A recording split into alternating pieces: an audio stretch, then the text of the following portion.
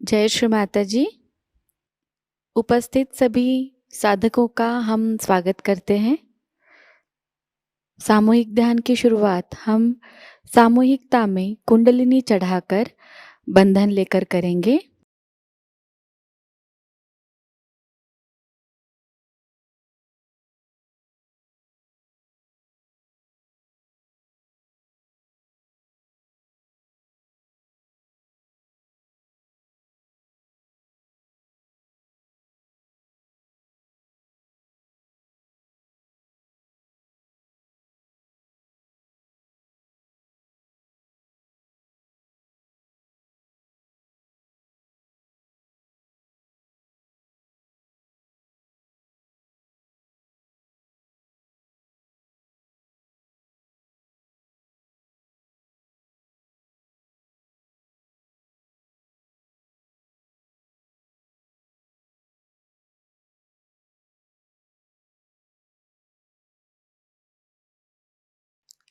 सामूहिकता में 3 महामंत्र और उसके बाद श्री गणेश मंत्र का पठन करेंगे।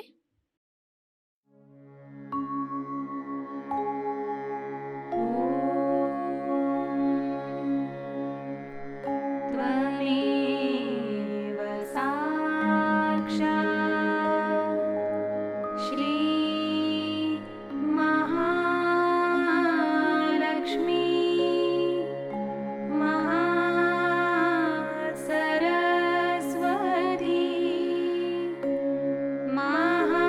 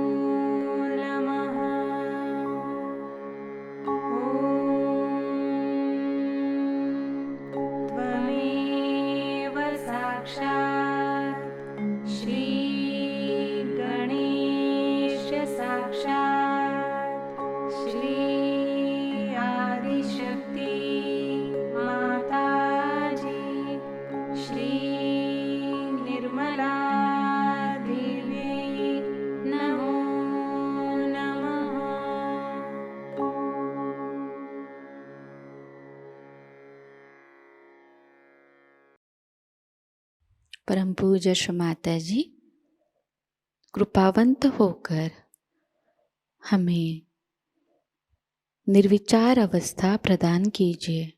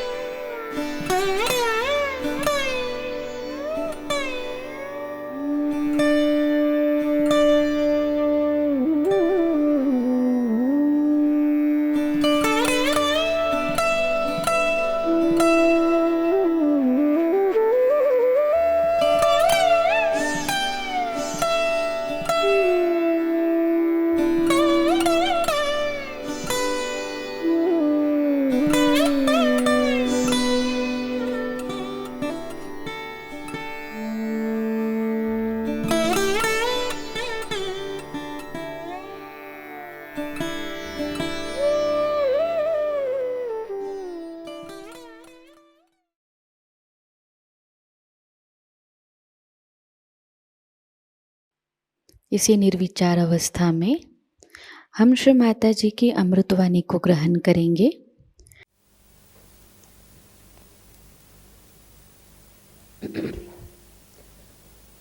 It is a great day when Christ came on this earth. And you know about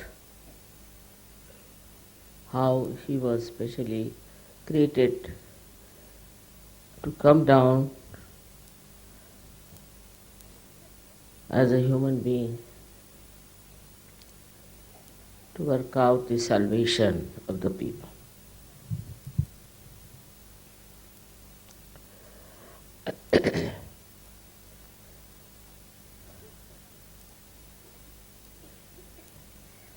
It is said that he came to India in Kashmir and he met there the king, Shalimahana.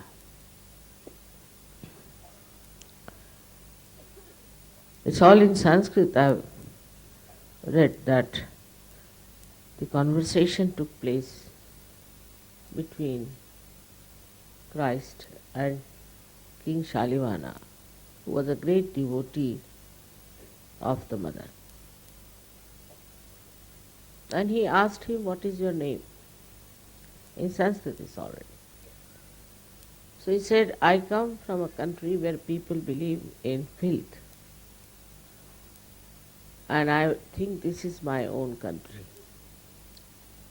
So Shalimahana said, "You are such a great person who has come on this earth.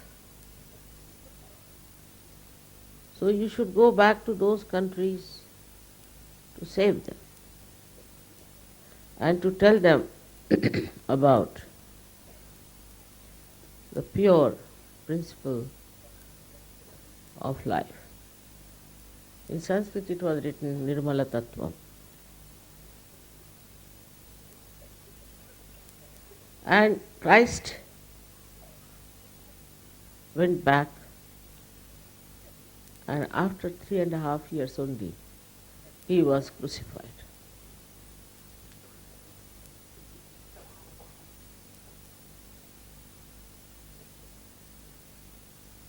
These were special days. I call them the days of tapasya. Same time Buddha and Mahavira were born. At the same level of the Virata's forehead. As you know that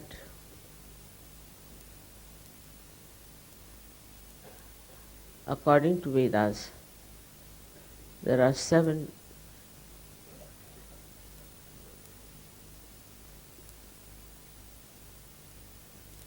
awarenesses we can go through, or the subtle qualities we have within ourselves. The first one was the Bhu.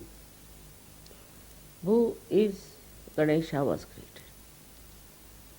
Second is Bhurva, meaning Antariksha, means all that is created around us.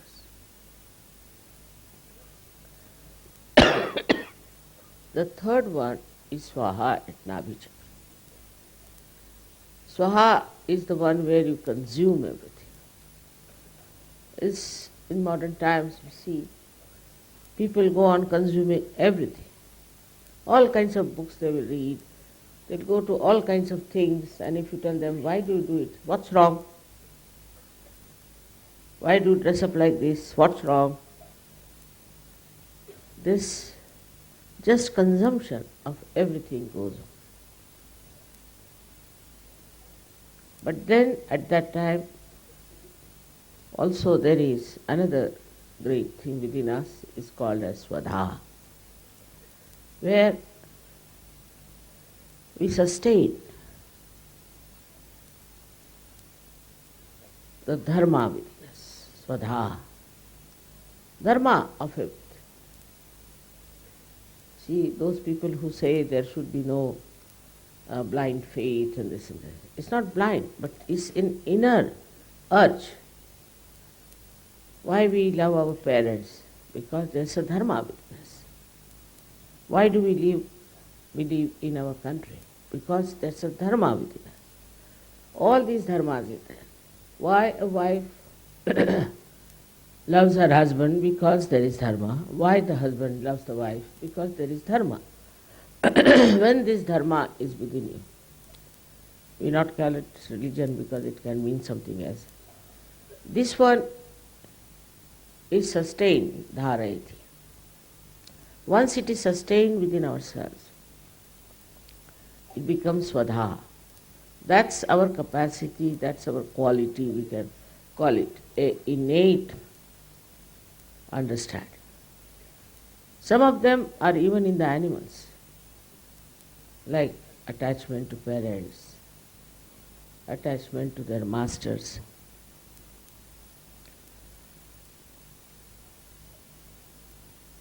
Then comes the higher awareness, where your mana, now it's not mind, there's very confusion, there's a big confusion of mind. You see, English language is really quite confusing. Mana means by which we have emotions. Now recently I read that they are now talking about not only of IQ but EQ, means emotional coefficients. That means a person who has only intelligence is not all right. He must also have the balance of emotions. They are coming to it now. But first they only used to praise people who have IQ. That's not the situation. So now it is different, perhaps they are realizing that through intelligence how people have created chaos violence, all kinds of destruction on this earth. So now they are talking about a higher capacity within us called as EQ, which capacity is emotional. This emotional capacity comes to you as the inner urge, as the inner capability, which you cannot avoid. A person may be anything in life, but if he has no love, if he hasn't got any emotional feelings, then he is not complete. Now these emotional things also could be very limited, no doubt. They could be something that get attached to somebody or something can happen.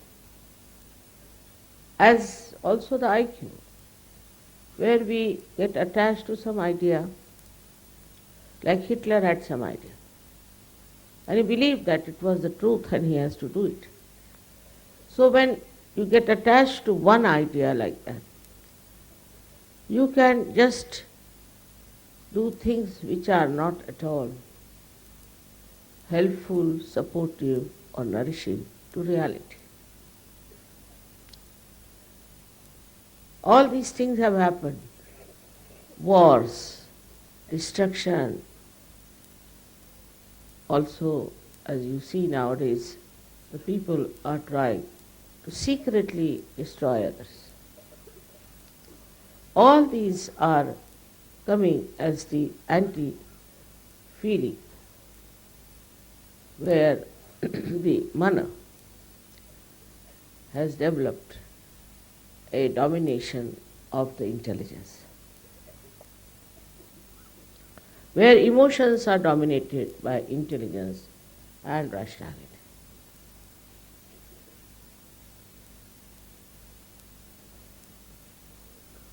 So there is another awareness within us, another capability within us, another urge within us innately built is the jana.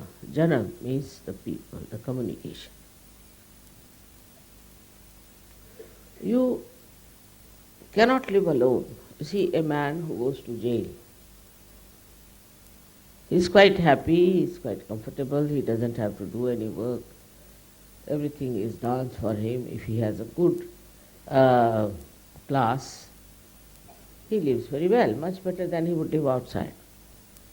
But the only thing is he cannot meet other people. He cannot communicate. And when this capacity of communication, which is within us, which is a part and parcel of human existence, is taken away, a person in the jail feels absolutely frustrated and unhappy.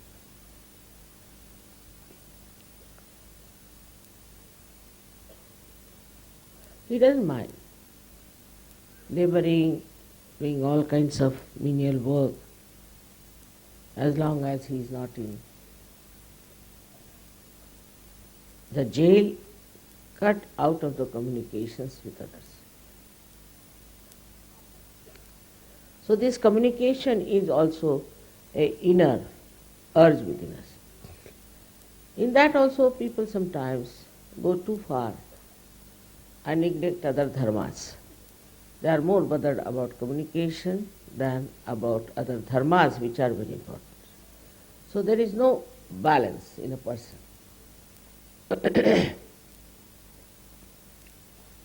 Then comes the sixth awareness within us, which is a very interesting thing. One was where we take to conditionings. Say, if I am an Indian, then I am very proud of Indians. I can never see anything wrong with them. Or I may see everything wrong with them. It can be both ways. How you have been conditioned is the point. And this conditioning comes to us through our sixth center of Agya. And another thing that we develop when somebody tries to condition us or to control us, we try to get out of it, or sometimes we try to dominate. This dominating capacity is also within us, innately built. Both things are innately built within us, that we go on getting ourselves conditioned. For example, I would say that in very stupid, silly manner, people get conditioned. It's impossible to get them out of it. It always comes out of self-centeredness, that a person has no value for understanding. Like now somebody comes to your house, is a vegetarian. All right, stays with you. So I'm a vegetarian. You must get new utensils to cook the food, because I can't have food in the utensils where the meat is cooked. All right. Then you must get your servant in a proper manner, so send him to some place where you can get the well water. The servant must be absolutely drenched. This is typical Indian old style. And should go and draw the water from the well and bring it for drinking and cooking. While the servant dies of pneumonia, doesn't matter. All such stupid conditionings we have. But it's not only that in the East you find all this conditioning, in the West is even worse. For example, they have clubbing. Now there are clubs where people wear particular type of clothes. It's a club. Now if they wear something else, then everybody will laugh at them. Or how to use the spoon and fork is very important in the West. How they use spoon and fork, especially English, have this nonsensical conditioning. If somebody uses the fork and spoon in a wrong way, then finished. He is nowhere. He is not sophisticated. The ideas of sophistication and all that comes through conditioning of ages. Because maybe they were primitive to begin with. They had no clothes, proper clothes to wear. Might be they were covering themselves with some leaves or something. I mean, only hundreds of years back. So now they have jumped to the other side, very particular about their dress, very particular about fork and spoon. And they just can't bear something that is different. I don't like that, is very common there. I don't like. Now, they came to India. We don't like. What we don't like? We don't like the way Indians dress up. All right? You dress up the way you like. Let Indians dress up like they like. Now, why do you think that your dress in England will suit here in India, which is such a hot country?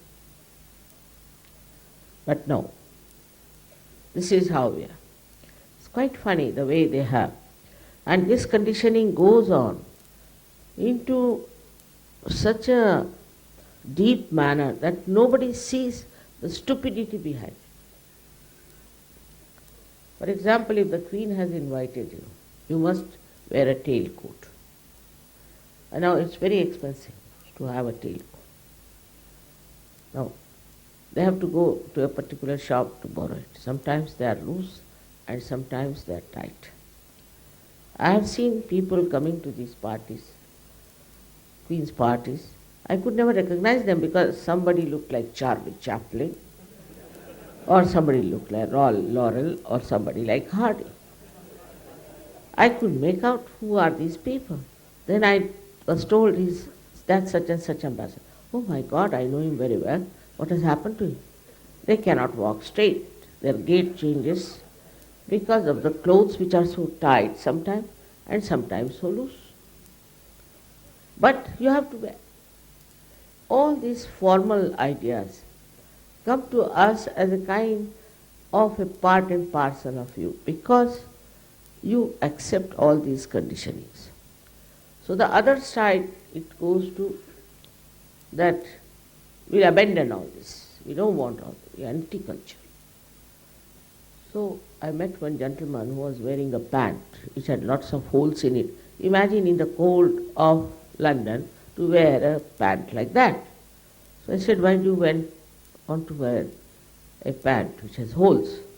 He said, this is a holy pant. Holy?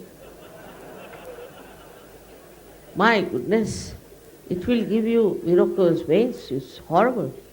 What's wrong?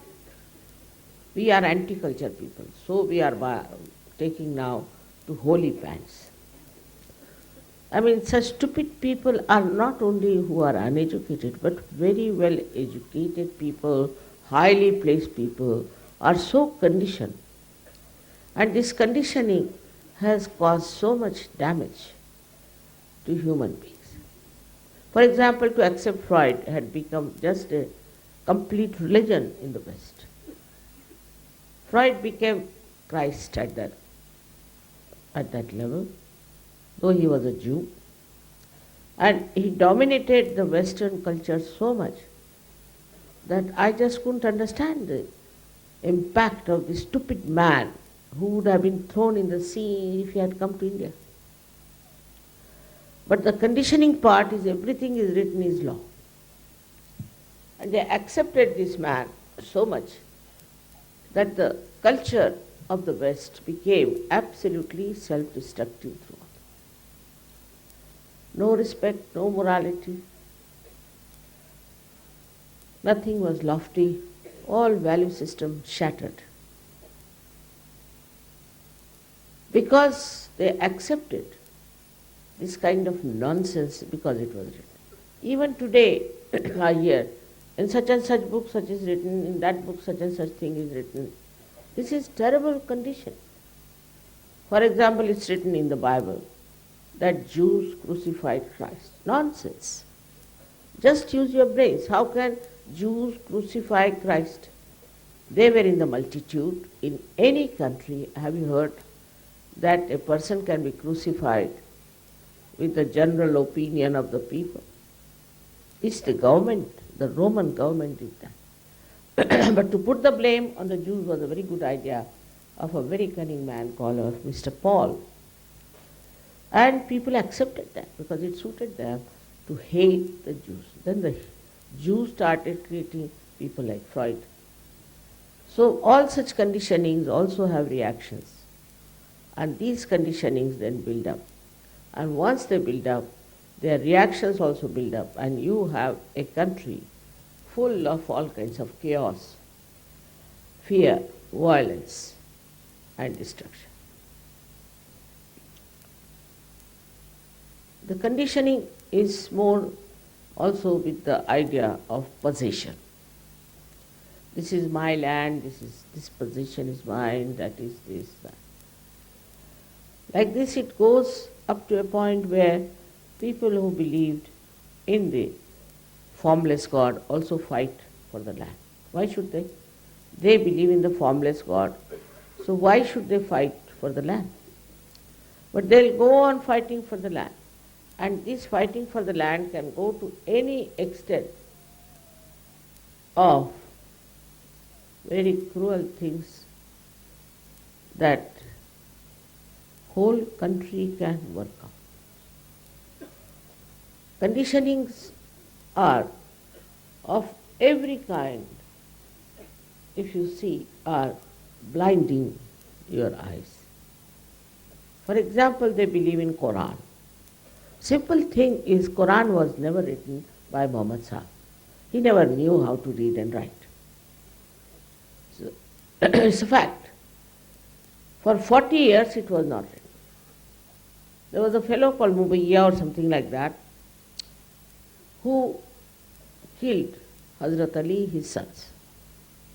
The second Khalifa. The first one died very early. Then he killed the third one also. Then he killed the fourth one, just to become himself the Khalifa. And the liver of this fourth Khalifa was eaten by the mother of this horrible fellow who hated women. So he puts it down in the Quran, all the things against women, and people accept it because it's in the Quran. Somebody has made fun of Quran and written what's wrong and so stupidity and all that. So I asked him, what is the use of writing this book? What is the use? He said, I never thought of the use. Then why did you write? It must have some use. It's a useless book. I said, it's only useful that by reading this, all the people who are Muslims who are not Muslims will laugh at Islam, and those who are Muslims will say, wow, well, this is our book. Whatever it says, we believe in it. We are conditioned like that. So you don't solve the problem. So he said, then what should I do? I said, you write another book. Saying this all stupidity I have written of Quran, because I know it was not written by Muhammad Sahib. Don't write anything Muhammad Sahib against him. He is the one who is the incarnation of Dattatreya. It's a fact. So you write that he never wrote it, so all these people have done all these things. This conditioning can be removed if you know what sort of life Christ led. Very important. First of all, he was born in a manger. To be born in a manger means in a poor circumstance. That means he showed there's no need to have money, or there's no need to have a huge big properties or anything to be impressive on people. Those were the days where people respected the tapasvis, the one who were doing tapasya. That was the time to do tapasya. So he came on this earth and lived like a tapasvi. On the contrary, the Christians are the most self-indulgent people you could think of. You go to any Christian nation, you'll be amazed how they are just slaves of money and their watches. How they are living, it's very shocking to see. They are following Christ. Yes, we follow Christ. Then, follow means what? He's there and you are standing backwards, moving. Is that the following? If you see the Catholic Church or even Protestants, you'll be shocked. How are they following Christ? I can't understand. Till now I never understood. Because Catholic is nothing but money oriented. The only thing they have picked up from Christ that he went to a wedding and created wine out of water and distributed. Now this wine is just the juice of the grapes. It's also called wine in the Hebrew language. Thank God I have read Bible in Hebrew, translated directly. So it's called draksharas. Because instantly you cannot create alcohol. It has to rot, and the more it rots, the more good it is, they say. They write it down, this is 25 years old, so the price is much. But if it is 300-year old, the price is exorbitant. So it has to rot and smell like hell. Then only it's a good alcohol, is a fact. How could Christ create that instant, that moment, alcohol? But now what I find is this, that if somebody dies, they will take champagne to celebrate what? Good riddance of bad rubbish. Or when somebody is born, they will do it. But on Christmas Day, especially, after coming from church, don't go to any Christian's house. Even the Indian Christians have started following the Western people, because Indian Christians believe that Christ was born in England. All such ideas have come from where? Is because the English and the Portuguese and the French brought Christianity to us. Now, by any chance, are they Christians? What business they had to bring Christianity to this place? They took Christianity to all the places, especially Spanish. Spanish, Portuguese went round the whole world to spread Christianity, and today is the mess that you see in those people. They are nothing but drunkards. Yesterday I was going back and the sea was full of happiness and joy, and the water had reached a very high level. It happens with me. But what I found, there were 4 or 5 Christians coming, singing carols and just completely drunk. And I was thinking they'll be drowned in this water very soon. This was the great boon of Christianity on human beings, that you can drink as much as you like.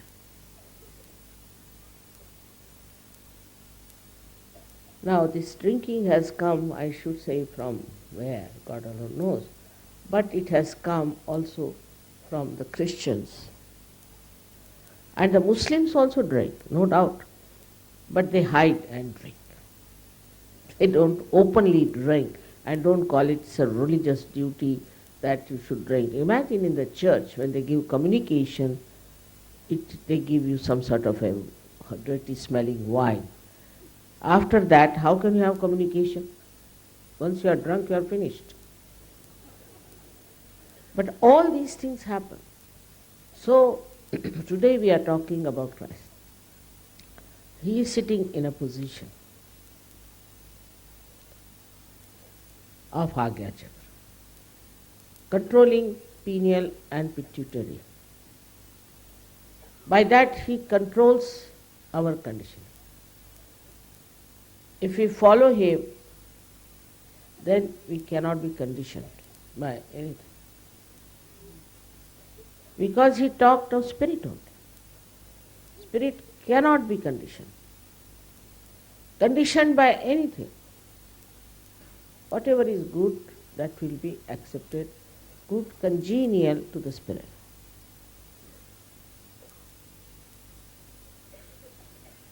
It's a different attitude of a person who is spiritual. Like we had people here, I know they are not very comfortable. Some of them are put into the stands here and there. But they are enjoying, because they are enjoying the spiritual atmosphere. They don't care where they sleep, where they live, what they have. This is all because you have entered into the kingdom of God. But those who have not, so much worried, this is not good, I want it this way, that way, all material happiness they seek, trouble everybody, criticize everybody, get angry with everybody. But actually, they haven't got spiritual joy. And they can never be really in joy unless and until they become fully spiritual. Christ has openly said that you have to know yourself. Same in Quran. Muhammad Sahib has said, unless until you know yourself, you will not know God. There are lots of truths in Quran I find left over by this Muwayya, and also in the Bible, also in the Jews.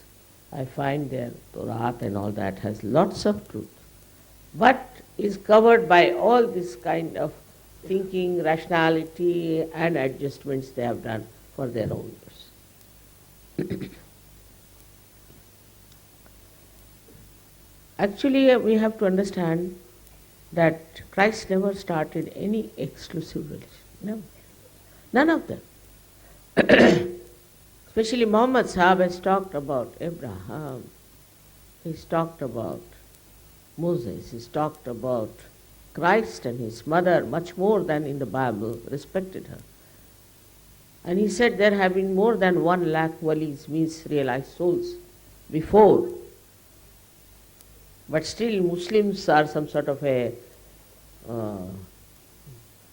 unique people because they call themselves Muslims. Whether they drink doesn't matter, whether they womanize doesn't matter, they kill people doesn't matter. They're running after a few things which are forbidden to them, but still they are Muslims. Same with the Christians.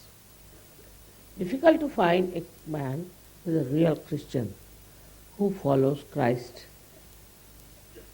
before realization. After realization, of course, we are different. But for that you have to cross this Agya. Agya also is there, which has to control your ego. Christ in his lifetime showed how ego works. His own crucifixion itself shows how Christ, such a great incarnation of purity, was crucified. Shows what people are like, what they did to him, how he was troubled and tortured by these stupid people, and then how he was crucified by the government. In the beginning there were many Sahajogis, I should say they were called as Gnostics. Gna in Sanskrit means knowledge. Who had the knowledge about self? Christ has said, thou shalt. He said that, know thyself. You have to knock at the door. Meaning you must have Shuddha Ichha. Otherwise it won't work out. Nobody can force. He controls the ego. He is the one who gives you the balance. But if you go to the West, you know they are nothing but some sort of a stupid donkey-like ego. The way they talk, the way they behave towards each other, it's a big eye-opener. They are developed. How are they developed? God knows. Oh, they are very advanced, sophisticated, this, that. With this Agya catching, Christ has said in his Lord's Prayer, forgive us our trespasses as we forgive them who trespass against us. What a big thing to say. But one thing I've seen in the West, people don't know how to forgive. They are full of hatred. And they cannot ask forgiveness because they are full of terrible ego. Though they will feel guilty, but they will never ask for forgiveness. They'll never say that, oh God, forgive me for what I have done. This is so common now. For example, the Nazis. They killed so many people, and still you find these neo-Nazis coming up, even in Italy.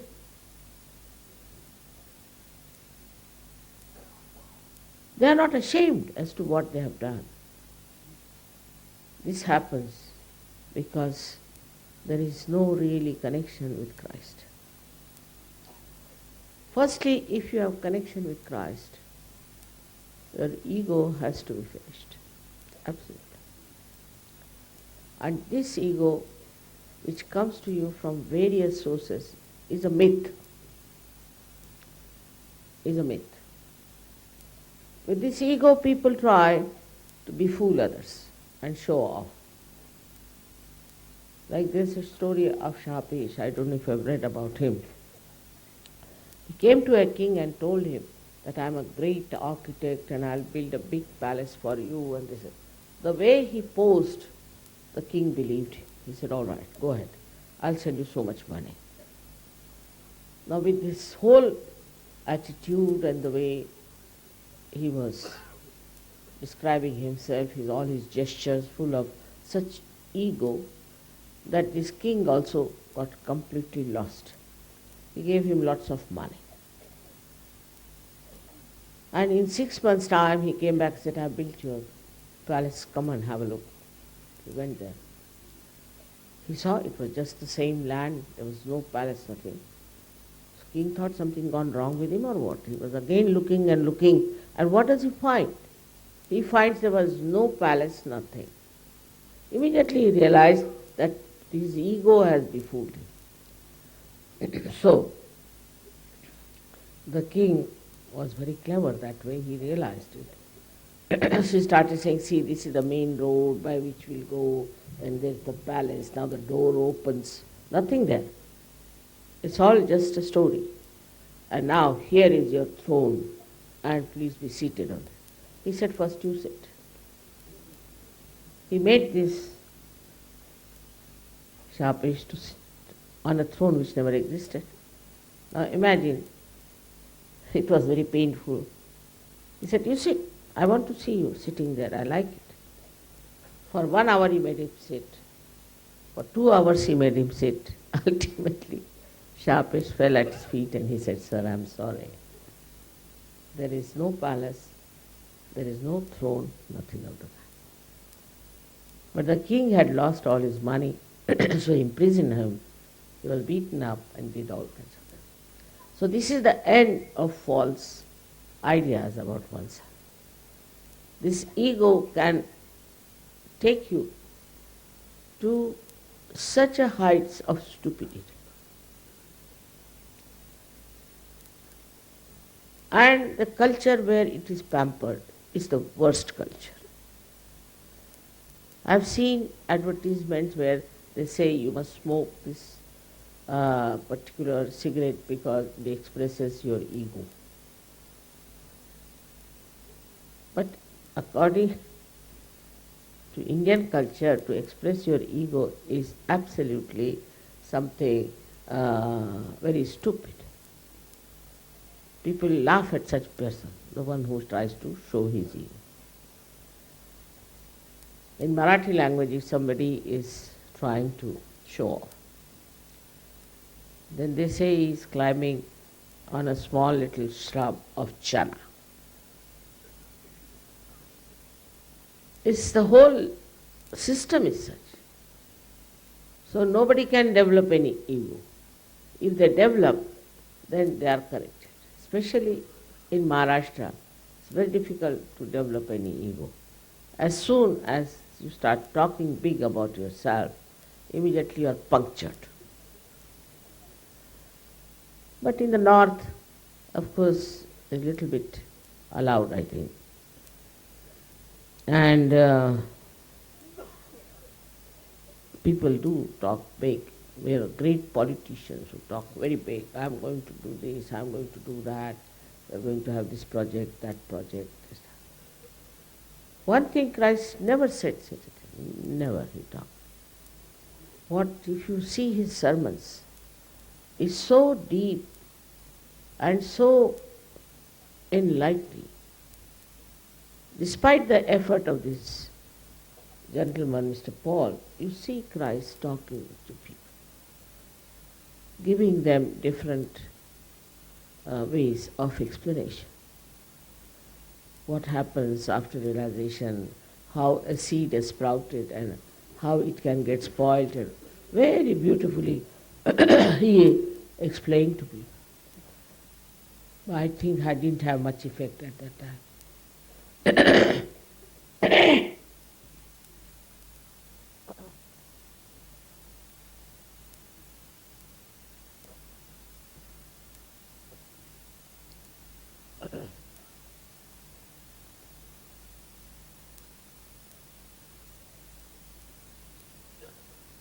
His life was so charming and so beautiful. Like a shooting star, he came on this earth. But he left such a remarkable impression on people. His crucifixion was a part of the game because he had to make the way in the Agya Chakra to cross. The Agya Chakra he was crucified. But his message is not crucifixion. People wear the cross and I feel very hurt about it. He crucified himself. But that's not the message. That's not you should celebrate that he crucified. There are people who celebrate it. You have to celebrate his resurrection. Resurrection, because human beings are to be resurrected. In Sahajayoga, nobody is crucified and is resurrected because of one crucifixion of Christ. That was enough. That was sufficient. You can't carry the cross on your shoulder. Don't have to. He's carried for you. He's done everything for you. He said also that he died for all the sinners, is a fact. If he had not done that, it would have been difficult to open your agyas. Because two problems I told you is conditioning and ego. His crucifixion has helped. The loosening of these two horrible capacities of human being. His life is to be understood in a very, very deep sense.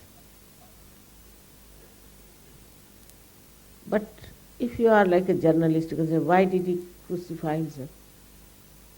If he was God, why did he get crucified? Now the question is why he got crucified is how to tell these journalists who don't know anything about chakras. Because it was the era or the time of tapasya, of sacrifice. And so then, all these three persons, Buddha, Mahavira and Christ, went into complete renunciation.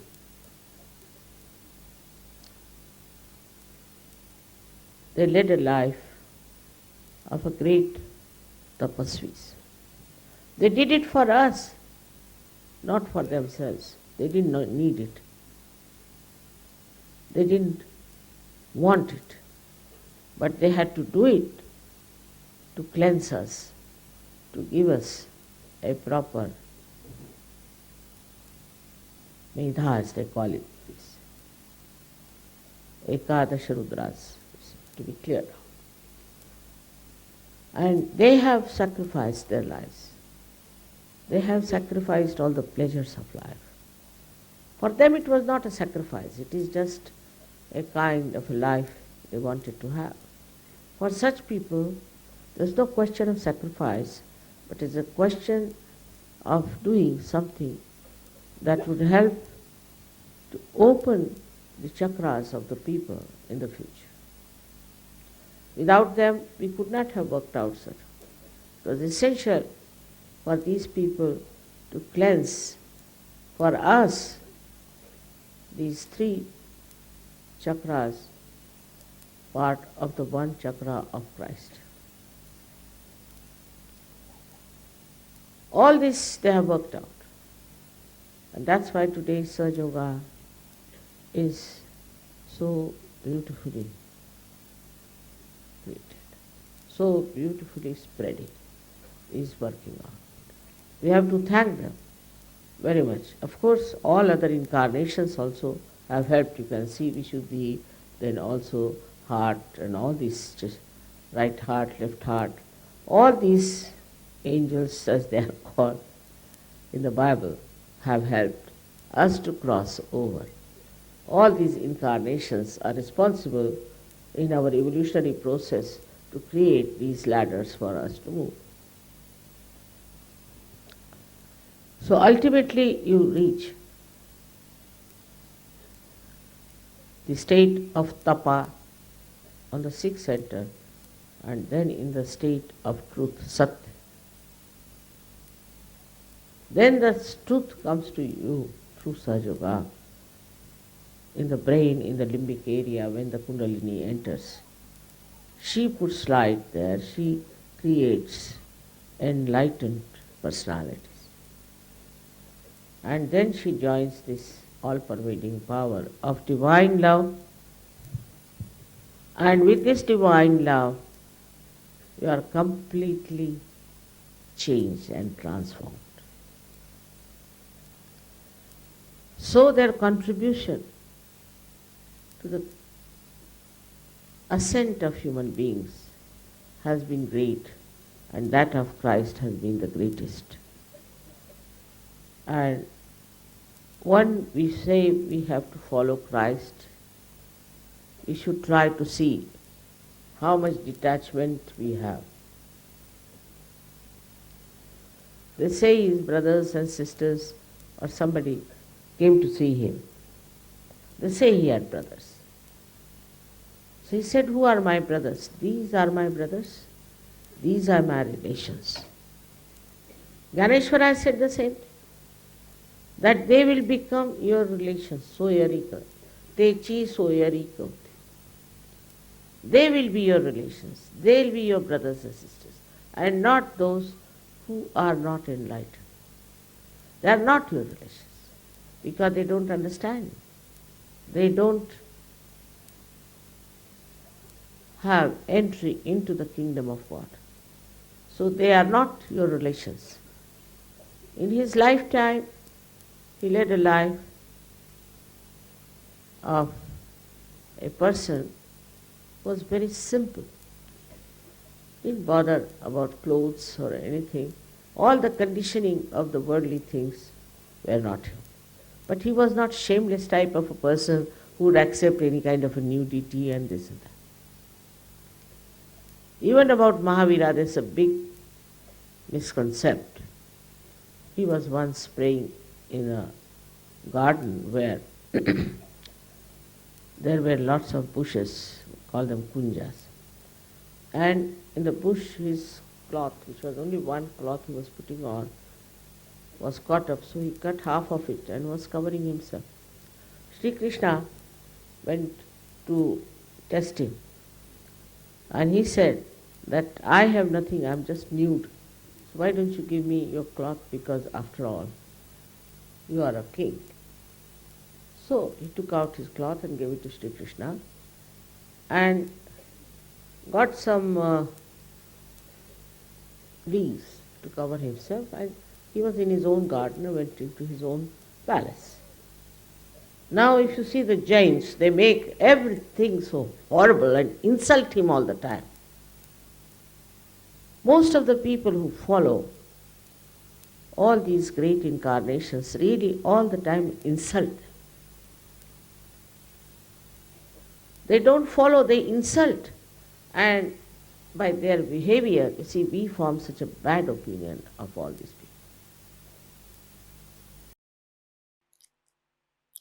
इसी अवस्था में हम कुछ समय निशब्द ध्यान में बैठते हैं।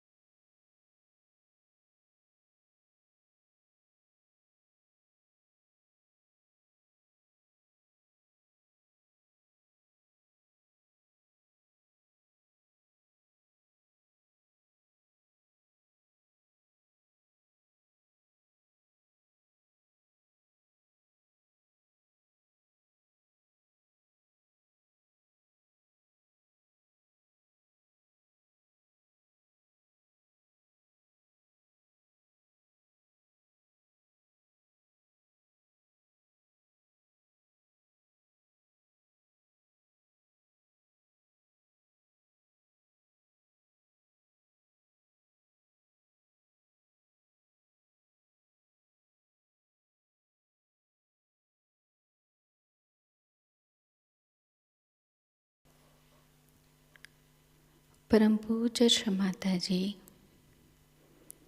आपकी परम कृपा में हम सदैव सामूहिकता से जुड़े रहकर आपके श्री विराट और श्री विराटांगना स्वरूप के आशीर्वाद को प्राप्त करें। हम सदैव निरानंद अवस्था को प्राप्त करें।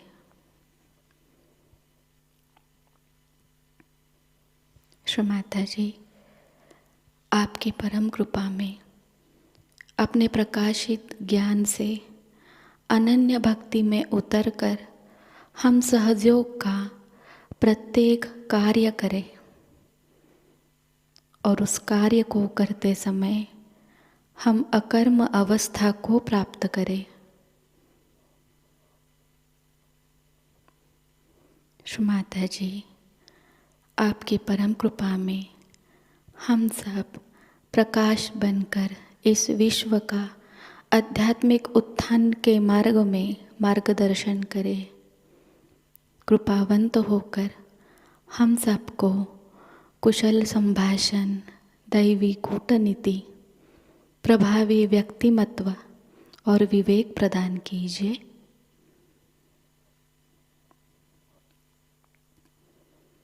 श्री माताजी, आज का यह सामूहिक ध्यान हम आपके श्री चरणों पर समर्पित करते हैं। कृपावंत होकर हम सबको और इस विश्व को आशीर्वादित कीजिए।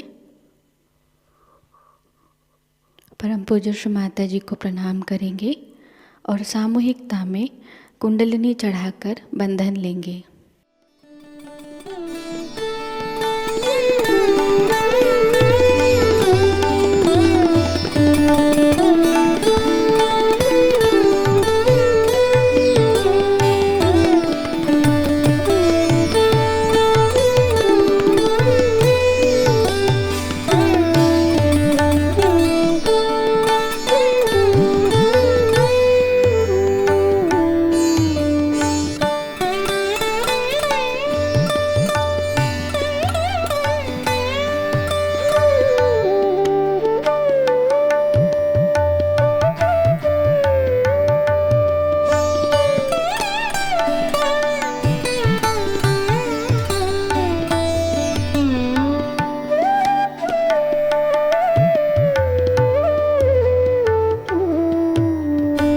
आज का यह ध्यान सत्र यहीं पर संपन्न होता है।